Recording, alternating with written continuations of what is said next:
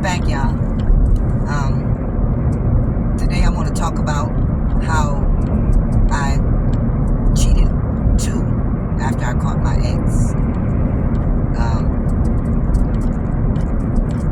I don't know if it was like 2 weeks after or whatever, but before I had caught him, remember I worked at GM. When I first started, they had me in the back of the plant. When they first start, people, they put you where they want to put you. I ended up way in the back where the cars come out the oven, like, the metal is nothing but metal. They call that area where they put me and a whole bunch, couple 100 people, new people, the belly of the beast. That's what my supervisor Joe said it was called when we went back there. He said, "Welcome to the belly of the beast." And that shit was terrible. I got so many cuts and scars and nicks and kneecap messed up, and my skin, I was another color. The oil in the air, it was terrible back there. So I was in the belly of the beast, and depending on how long you've been there and what your seniority is and what's open and where they need you at, you can put in for transfers. So I put in for a transfer up to the door line because it was by the front door. You can see outside from the door line. That's how close it was to the front door. And when it's time to go home, I'll be ready to go. So they transferred me up there.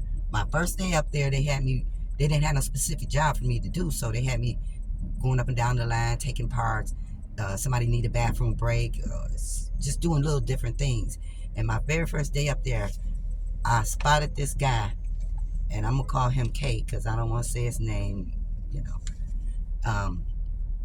And I had took a part to somebody across the line from him, and we locked eyes and all that.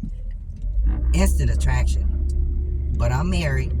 I hadn't caught my ex yet, so I just let it be, that's, I was attracted to him like you are when you like somebody. So time go on. Mind you, he was attracted to me too. He shot or two. And, I just let it be because I'm married. But once I caught my ex, that was all out the window. I think it was probably about 2 days after I had caught him and acted such a fool at the house and all this and that. When I was finding the signs and knew something and all that, I said, yep, I'm about to cheat too. So, and he was my target. So I went to work one day, and my friend, she's not with us anymore. She passed. And she knew I liked him, So I started telling her, because she was kind of close with him.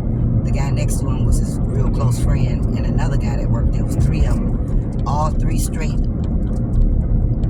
womanizers. The one I liked and the other 2 straight womanizers. I didn't know it then. And they were a mess. But he was my mess. I don't hold it against him. Anyway, so she was working with me to help, hook me up with him. And so I decided on one of our breaks, I'm going to give him my phone number. And I did. We had a break that day. I walked over there where nobody, everybody was going off to lunch, going to the bathroom, wherever they was going. He was sitting in his chair, and I went over there, gave him my phone number. He looked, smiled, took it. And we got off work that day. He called me, and it was on from there. I was so terrible with the cheating. Mind you, me and my husband still living in the house together.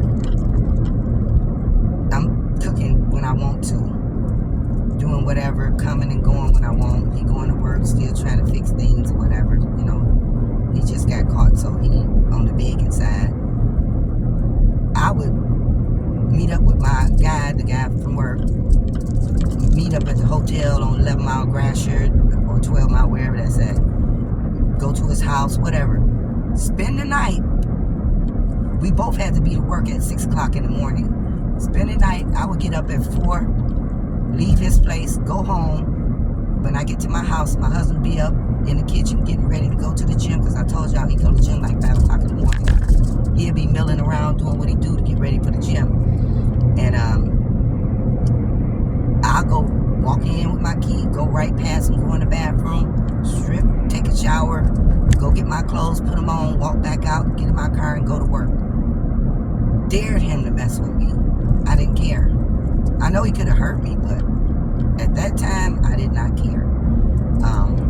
So with me seeing the guy I was seeing, I had fun, and it lasted probably, we were seeing each other probably about a good 8 months before that started to fall apart. It wouldn't have never fell apart if he'd have been honest, because I was married, he was single. When I met him, he had a girlfriend, but they was on rocky terms. So when he told me one day, he said, Anita, I'm going to try to work it out with my girl, this, that, and the other. I was like, okay. So that, to me, that means, leave him alone, don't call him, lay off, whatever. And I did. The next day at work, he's standing over behind one of the big dumpsters inside the plant talking to this church girl, this girl.